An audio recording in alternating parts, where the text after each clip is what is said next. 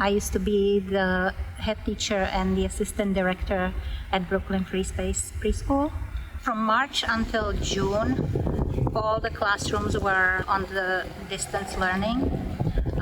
And it was not so easy because we have 2 to 4-year-old children in our school, and we had to figure out within a week how to still attract the attention of our children through the technology that usually we try to stay away from.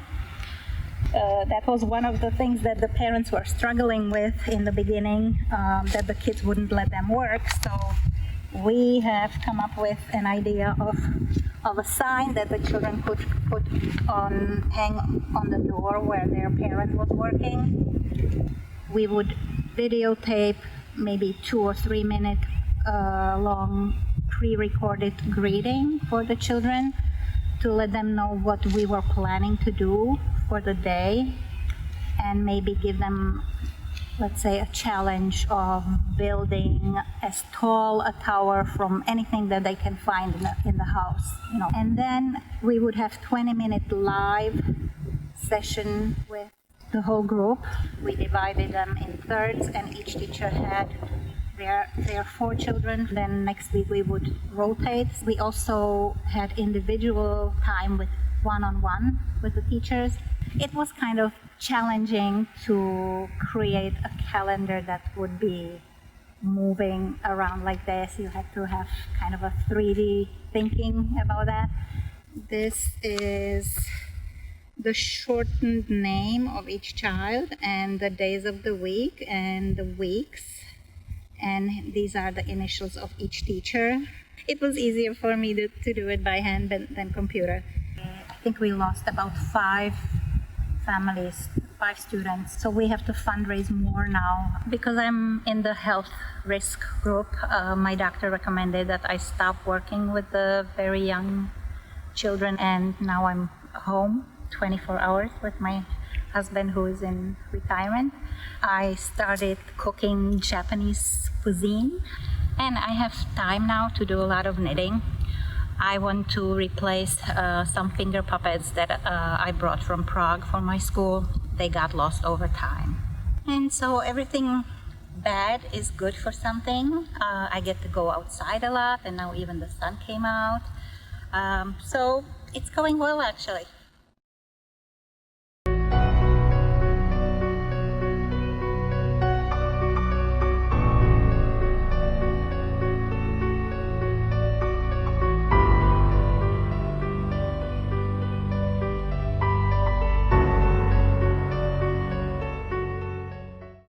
Good evening, or good morning, dobrý večer, dobré odpoledne. We are in cyberspace time, so I guess it doesn't matter. I am the author of the Defectors. This work is, I would describe it as a increasingly experimental work. I would describe the characters in the books as quantum beings, here and not here. And I think of the book as a machine. My father was a machinist. He worked at Czech and Slovak, and he started his own machine shop in America in the 1970s. That experience of growing up in a machine shop in America, surrounded by Czech immigrants, Slovak immigrants, as well as Polacks and Austrians, and very much defined my interests and my trajectory as a writer. Even the word defector is very interesting to me. The idea of its political connotation, of course, but also to be defective or to be a defect, like in machine parts, we speak of like a defect. So, let me read a little bit. The Defectors. My driver's license belongs to a man named Zig. His mugshot looks like me with a slight hangover. We share the same birthday, August 21st, 1968. The same address, beneath the L on 31st Street in Astoria, Queens. The same organ donor information, kidney, liver, eyeballs. But he does not feel like me. And why should I lie? Why should I say I am fine? Everything is great. Everything is super. Everything is fantastic. When everything is so-so. The doctor says there is no cure for my condition. I am, after all, a political case. Nevertheless, he tries to inject me with his manic optimism. But I want stronger stuff. I want freedom. I want the truth. I am a writer. That's a problem right there. Try to write something. Millions of eyeballs are watching television right now, unblinking. I no longer read literature. I spent thousands of hours staring into books, and still I am lost. The only place I exist is here. Everything else was devoured by reality.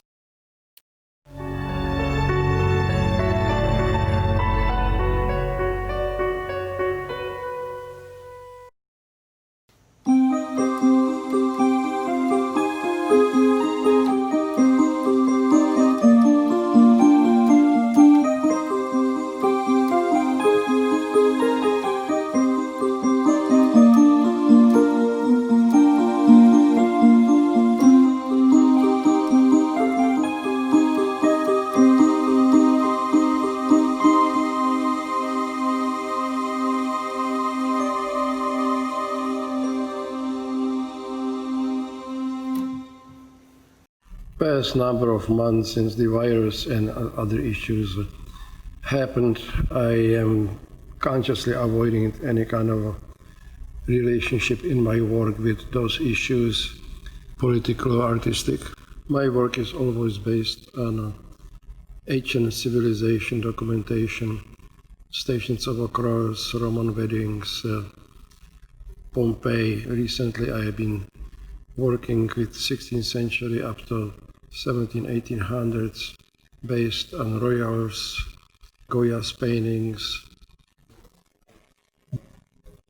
The work is created from natural resins coming from tropical trees, closely related to amber, which has been around for millions of years. I heated the resins to very high temperature, blend them together with oil pigments, freeze them, break them on different kind of segments, and then I reconfigure them on panels, reheat it again, and they fuse together, creating the needed markings. Royals, which are continuations of this whole group, are loosely related to the Habsburgs monarchy, which dominated European environment for almost 300 to 400 years. And they are working with a relatively abstract shape of the royal crown. And again, they are executed in amber to manifest the opulence and the splendor of the court. Lately, I start to use cardboard as the carrying media for the amber to create a large series Metropolitan Empire collections of the Habsburgs, royal crowns and vessels. There are two French guys back in 1900s, Eddie Villard and Pierre Bonnard. They also did some of their works on cardboard, and both of them end up in a Guggenheim, so I think I may have a chance.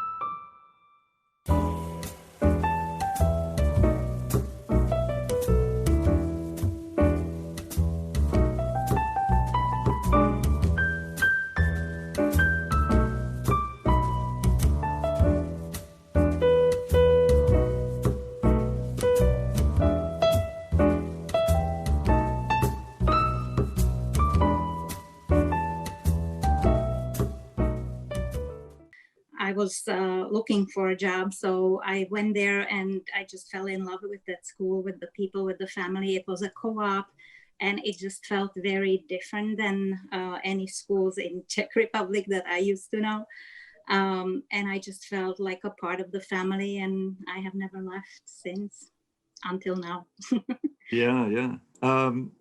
I wonder, Daniela, over the time that you've been at this school, has the philosophy of the school or the demographics of the student body changed much, or is it pretty similar to how it was back in the late 80s? No, actually, I think it has changed quite a lot. And it's funny to think about the times 30 years ago. There was no technology. We had to write every single note on piece of paper. We had to write our schedules, by hand. We even had to shovel the snow and all of that. That was done by teachers and as families, because it was a co-op. So we were cooperating closely. Many parents at that time also were artists or, consultants. They were working from home. So many parents were able to come and join us in the classroom for some enrichment classes, which actually is happening even now. But a lot of parents are working now from home or are much more busy. So basically the kids are nowadays at school much longer. Many of them are there from 8 a.m. till 6 p.m., which hasn't been the case 30 years ago.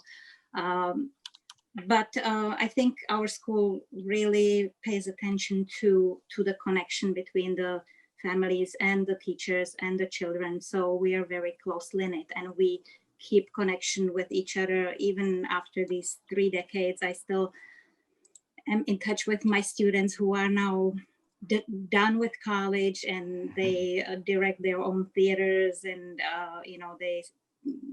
we come to see their shows, and we've seen their weddings and their new children, and we help them find the perfect school for their little kids, what would fit them. And they keep coming back to us to visit or just to talk, or now with Facebook you can basically be in touch with a lot of them. So that's a nice way that we didn't have 30 years ago. And it's a change that you have to get used to, and I think it's towards the better. So I was interested, Renee, listening to you read from the novel, the character from whose voice you were reading was an intriguing character to me. Someone who sounded like he was perhaps having a kind of a background in some kind of manual work or some kind of not very necessarily prestigious work, but whose mental and intellectual perspective was higher than that, and started to remind me a bit of characters of Bohumil Hrabal, especially his Hancia from Too Loud a Solitude. And a lot of Hrabal's characters are these kind of autodidacts, right? These characters who didn't necessarily have a full education, but whose interests and whose minds lead them to higher things, whether it's philosophy or art or science. And so in any case, I was wondering, I'm not going to ask you to say what's influenced you, but as a writer, to just let us know a little bit about your reading. Who are the authors who you've enjoyed the most, or who you've spent the most time with? Yeah, that's a great question, and it seems to be one that for me is always changing whenever I think about it. But certainly Hrabal is someone that I read in English, and in fact, it's probably, I've only read 2 novels in Czech. One of them is Příliš hlučná samota, Too Loud a Solitude, because it's so short. And the other is Jachim Topol's Anděl. And so everything else that I've read is translated into English. And really probably the first big influence, of course, as for many people, is Milan Kundera. And, I brought that novel, Unbearable Lightness of Being, with me to Prague in 1991, as did many Americans. And for us, I think it was a sort of on the road. Jack Kerouac was maybe to the 50s what, Kundera was for Americans in Prague in the 90s, So, yeah, I mean, in terms of the Czechs, those are a few of them, but I definitely am also sort of interested in many German speaking writers or German writing writers. And that really surprised me because I thought, their experience is different than the Czechs. And yet I find myself really drawn to a lot of the German or German speaking writers. And then just even the complexity of like Robert Musil, in Brno, but a German speaker, or Twisted Spoon Press put out some great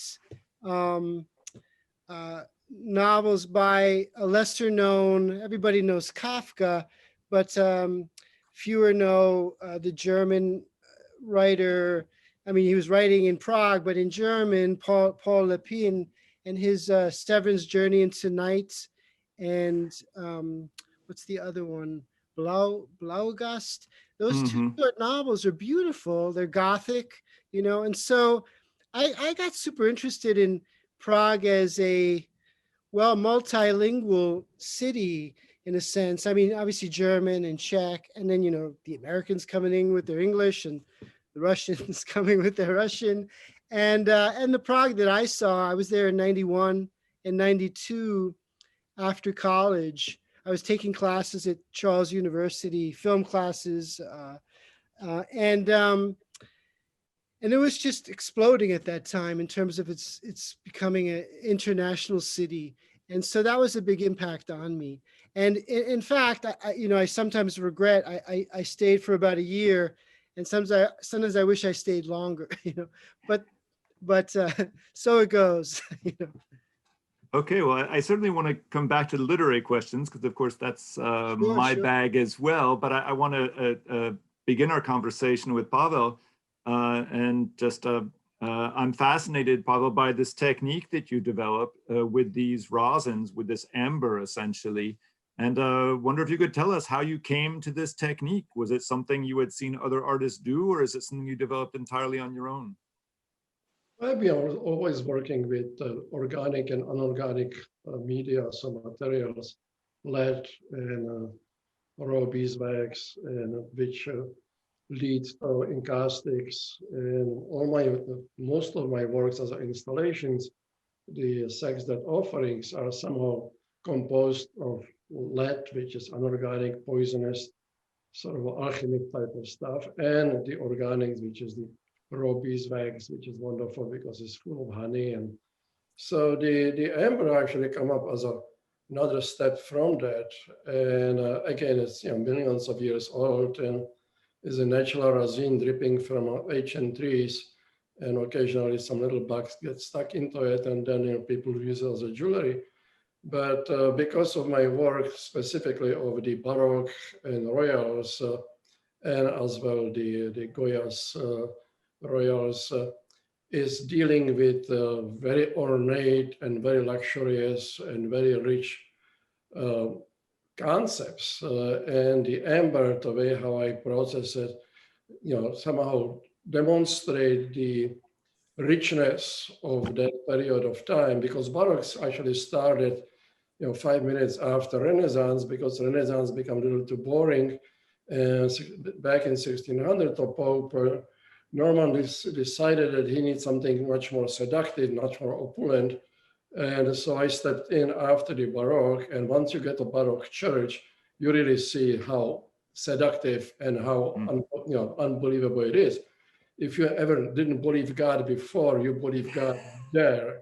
And then with the lighting, with candles and torches and everything else, and any Baroque church is absolutely unbelievable. So when I start working, when I approach Baroque, because prior to that I was dealing with Romans and stations of across and Pompeii and like 2,000 years old issues, Baroque was sort of the youngest thing because it's only 400 years old from today backwards, 500s, whatever. And so the materials lead me that I need something which is going to be as demonstrative as what the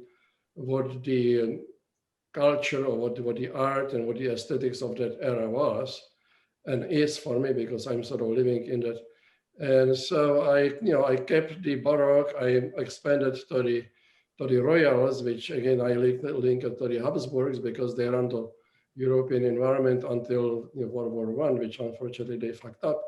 And so they really create a huge amount of unbelievable things. And so my work past 2-3 years, or past a year and definitely past year, dealing with the virus and all the other things which I totally want to avoid. So I go to the studio and I only dealing with me being back there in the 1600s or Goya's 1800s. And the only time when I'm dealing with the stupidity of today is the subways and idiotic people who have absolutely no clue that they should be behaving sort of almost civilized. And then I come home and I have a wonderful dinner with my wife and with my dog. And next morning I go swimming and next go back to the studio. And then I'm back in the Baroque, or I am dealing with Goya's. There are some pieces here which you cannot see it on a screen. And that's my life. And so the whole focus on the amber was that I really had to demonstrate the richness of what the hierarchy of that chords are, and which I don't really understand the specific meanings, because there is a lot of different kind of situation that every little jewelry and every little ornament actually means something to a specific time. So I don't know those kind of informations, but I'm creating this overall opulent feel, and also physically, because those things are not paintings, they're actually reliefs. They are three-dimensional. Each panel, which is 3 feet by 4 feet, which is not really big, but weighs like 60, 70 pounds. So that's very heavy. That's always having a feeling of richness of the clothes and the crowns and the jewelry and the opulence of those cards. Oh, thank you so much. It really is fascinating. And I can't help feeling that there may be more than one way in which the Baroque speaks to us now at the particular moment we're in. I've got a question in from someone in our audience that I would like to read for Daniela. Dominic says, I send greetings from Ostrava. It's 1:30 a.m., but I'm very grateful for this meeting. Daniela, my mother is also a teacher back here in the Czech Republic, and she sees quite a big difference in the educational system of the 80s and 90s and present days, mainly in the way how parents approach education and the way they raise their children. How do you feel about this? And who would you say are the ones who have changed more, the children or their parents? You have to unmute yourself for us, Daniela. There was a big truck coming by, so I muted myself. I forgot about it. Yeah, that's a great question. I was thinking about it many times. I do feel there is a big change, mostly in the parents, and I think it has something to do with the amount of work and the, I guess, also the education of the parents, because sometimes some of them are really like hovering over the kids so much that they don't let them discover what they need to learn on their own. And our school is really, the philosophy is, or the approach is the Reggio Emilia approach of children exploring and discovering on their own.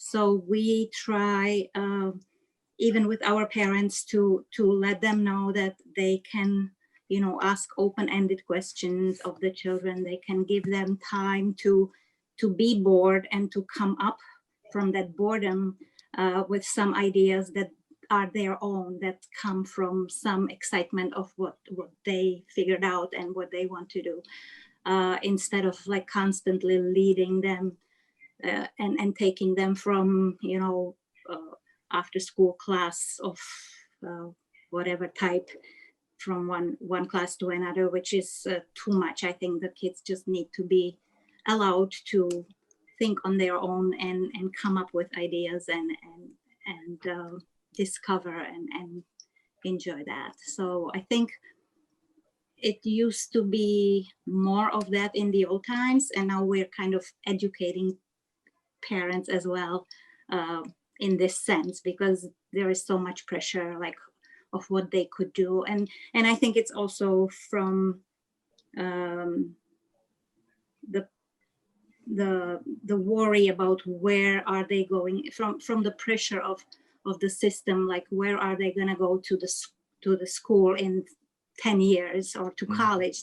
They're 2-year-olds in diapers, and they're already thinking of the path to college and to their life. I feel like that's way too much pressure for the parents and for the kids. So I think everybody should just ease up a little bit. And do you find that the parents at your school are receptive to the ideas? That's good. Sometimes they come with these ideas, and as they see us and as we invite them to the classroom, not all at the same time, but we do presentation for them to let them see how the kids actually learn and how they evolve and how they develop, so they start understanding. And we do let them come. I mean, we invite them. We want them to have as part of the curriculum at times. So we have parents coming in, telling us about their interest in stars, you know, discovering the galaxies, and they put it, you know, on their level as well so nicely that I was just thinking of one of the parents who did it like 20 years ago, and we are still, you know, using those kind of ideas and approaches, you know, even now. So it's nice for parents to step in and see how the kids are in the classroom and what other kids are about. And so I think there is always a way to learn from one another, and we support that. Can I just mention something apropos? First of all, I contest that the school is terrific, because my son went through this at a ripe age of 4 or 5. Many years ago. Many years ago. But I just wonder if people who are participating today ever heard of Comenius, since it's a 350 years anniversary of his death, which Czechs celebrate deaths, right? They love to celebrate death anniversary. So it's a 350th anniversary of Comenius, who is considered the father of modern education. And I wonder if Daniela, who obviously studied it back in school, right, in a university, if you come across Americans who know anything about Comenius, or your colleagues, or in your industry. I have not had the luck of anyone knowing of him, actually. So unfortunately, I haven't, but I have been trying to introduce his ideas, mainly the play through, learning through play, which our school was actually founded on anyway. So I that's how I felt so comfortable there, because I could see that there is a lot of like hands-on studies in anything. We let the children actually get their inspiration.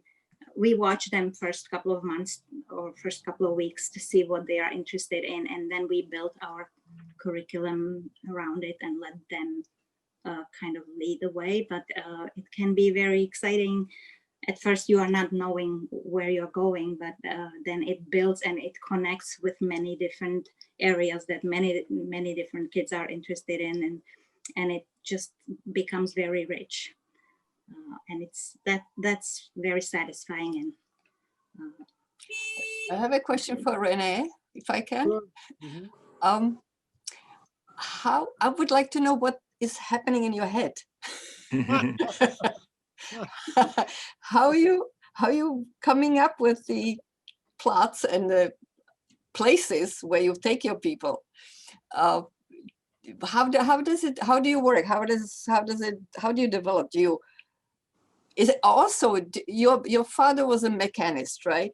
Do you think that there is some kind of subliminal influence on your technicalities and science fiction gear or tendencies? Absolutely. The idea of, I mean, I grew up surrounded by machines, you know, milling machines and lathes, and we would build these giant labyrinth-like bakery equipment for Entenmann's Bakery in Bayshore.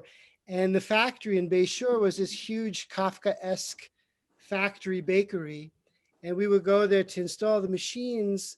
And it was fascinating and disturbing too, the sort of, especially, you know, my father at one point, maybe he was employing like 8 to 10 employees who were like all immigrants and most of them Czech or Slovak. And there was a real loneliness in that kind of work. So, some of them had their wives back in the Czechoslovakia or in Poland, and so it was a very inhuman experience at times. And I think that's always going to be a kind of curiosity on my part. The more we get involved with machines, computers, cybernetics, where is that kind of humanity? Where do we keep it? I mean, the one place it seems to happen is in humor. I especially love, you know, whatever you want to call Czech humor, but that seems really important to have some sense of humor. And I would see the humor in that very industrial, depressing environment of factories and machines. And yet I'm really drawn to it. I love this. I find like industrial ruins quite beautiful in a certain sense, kind of in the dystopian sense. So I'm really drawn to that aesthetic. And now to me, it's increasingly is very much computers and machine language. And actually in Prague, there's a lot happening with that exploration with, there's a couple of magazines there, the Alienist, and before that it was Vlak. And they're really interested in cybernetics and especially James Joyce and his Finnegan's Wake sort of being this precursor of cybernetic language that can jump around. So, you know, back to your original question, I just sort of allow my environment to be my brain, and cyberspace happens to be that environment for so many of us, you know. I was just thinking when I was putting together the video, how funny it is how you three people are dealing with or living in different realities, and Daniela is dealing with the future in the present, right? With the kids, with the future, but it's in the present. You are going to the future, probably, or somewhere outside. And Pavel is going way back in the time and finding consolation there. And I wonder, Pavel, also how you, like the first time you, because you switched to this media, right? You were doing sculptures. What was the first time when you started to use the resins? They actually developed sort of progressively because I'm not looking for specific media, because every time when I have a specific thing in my mind, which is going back to God knows how many thousands of years, I made for myself the media which I need. So when I was dealing with the early days of sacred offerings, where the offerings are very tribal, you know, maybe 1,000, 2,000, 3,000 years old, they were all made handmade in a very obscure ways, very bizarre way. And they were sitting in a raw marble environment. And I was dealing with something which perhaps was there in Africa or somewhere in the Far East, or perhaps in some kind of tribal environments in Europe before Europe becomes semi-civilized, which never really become, definitely not in my lifetime. I just make things up for me when I need it. And so there's not some kind of things which I did, I saw that somebody else doing that. I really don't know anybody. I'm not necessarily researching other artists, what they do. I know a fair amount of works, what other people do, but I don't really see any direct links. The encaustic is something which has been used in American media for a long time. Ansel Kiefer used lead and beeswax and raw materials in a very large scale. Strangely enough, we coming from the same environment. He was born 5 minutes before end of World War II in Berlin, and I was born 5 minutes after World War II in a prison. And we both end up dealing with things which obviously he got a little more successful than I am, but I'm not jealous because I think this guy is absolutely wonderful. He's going to mystical things, and he's going to cosmics, and he does all kinds of things which are incredible scales. And so that's what I feel on my small scales, that's what I do. So when I decided to drift to the 1600s Baroque, the Rosin, which I was using before, but now becomes so opulent because I sort of overemphasize what the beginning of Baroque was or is, and what really interests me the most. So when you create, I'm always interested in the creative process. How do you do sketches, or do you just stand in front of the blank space and put stuff on? No, I don't do sketches. I mean, those things sort of end up one things after another because they are all related. And as the 16th century Baroque is very much related to what I did in Pompeii, 2,000 years ago, at least in the sense of how I make those things together and how those things fit in my brain.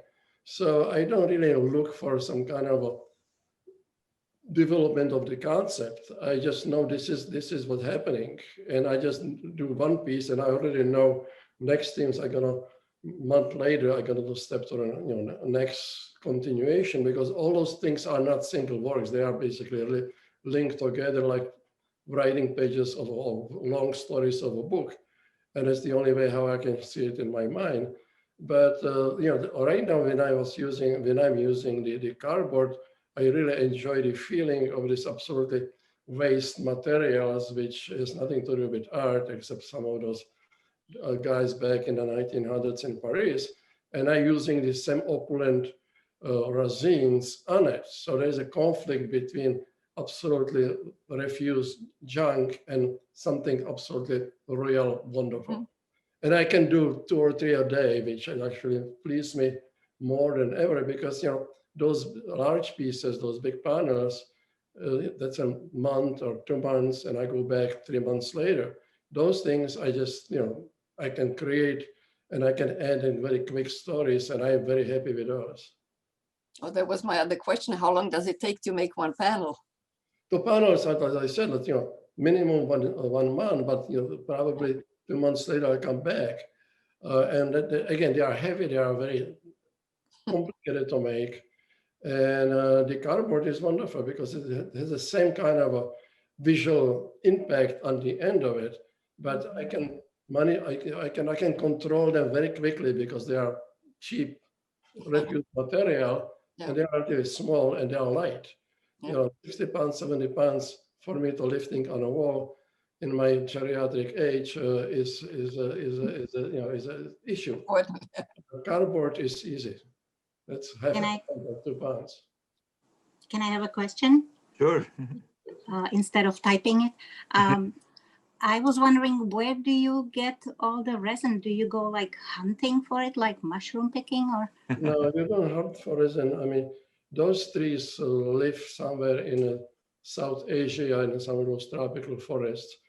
and the natives over there, excuse me, collect the resin, and the resin is shipped in a very large bags or something. And there are some companies here in the States which purchase it from the growers or from those people who pick it up. And those things are, the resin itself is usually sold to some chemical companies for totally different use than I do. But I get it directly from the people who import it. And I get it for like 50 pounds or 100 pounds, and then I start working with the process. It's actually very raw. It looks like a broken glass, very dirty, broken chunks of glass. Does it have any smell like a resin? It has a smell when I start heating it up, because I heat it up to like 600 degrees. So it's not exactly sort of a easy thing to work with it, but it doesn't smell as a hard material. It's not. Okay, I just wanted to bring people up to date a little bit on the chat. There was a question for Renee where one can buy a copy of the Defectors, and Renee answered right away on the chat that you can get it on Amazon. Is probably the easiest way.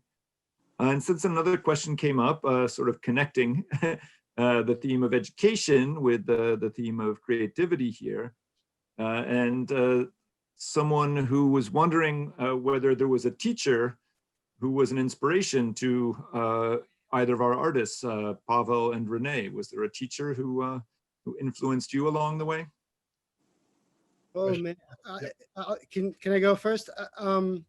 Yeah, many, but immediately when I read that question, I thought of, I had a 4th grade teacher, Mr.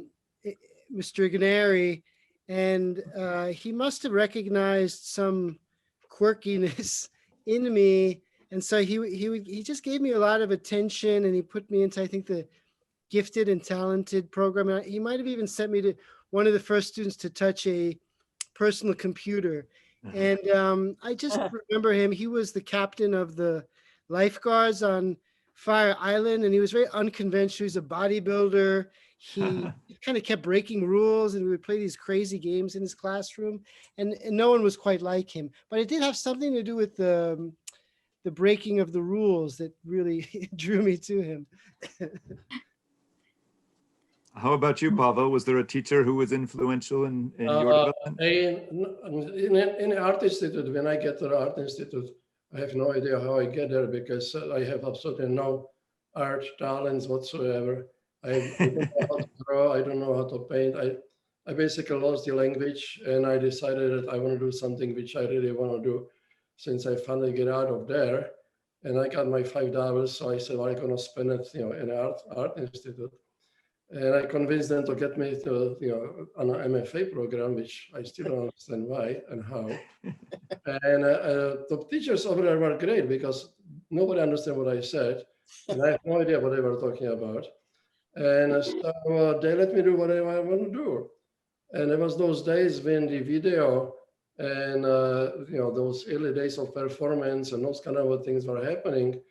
And so I was just sort of in a school which was absolutely supportive to come out with some kind of a concept, whatever I want, without teaching me any kind of specific how to do it.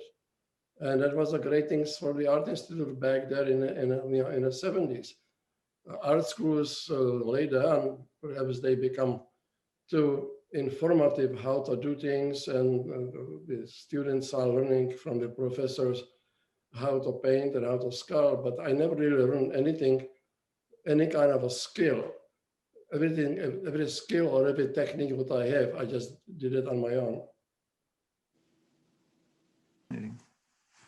Well, I just did want to note that we're about an hour in, and I didn't want anyone to complain that we lured you in with just 3 minutes, and here it's been 60. I think we should probably close it down presently. Are there any more urgent announcements or last minute questions or comments before we do? I think you did invite. We would like to, I mean, we promise next time I'm not going to screw up.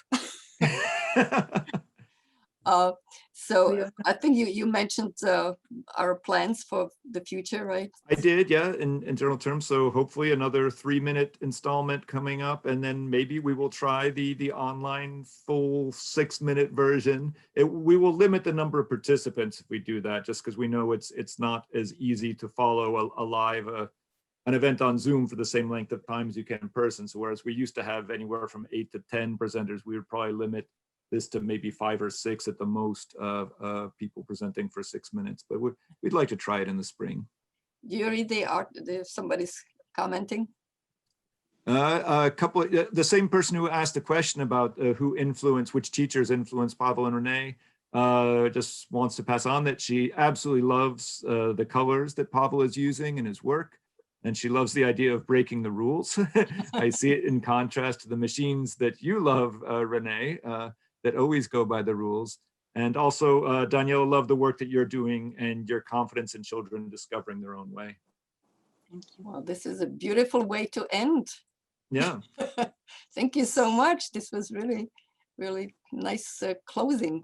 Yeah, and so thanks to our audience, and thanks again to our presenters for, coming out here and showing us what you do. And it's always fun to hear you people with, really quite different interests in combination. It's always remarkable how much actually the work you do does sort of cast light on each other. And also, I just would like to add that if you want to see again the film in its entirety without interruption, it will be on our YouTube channel.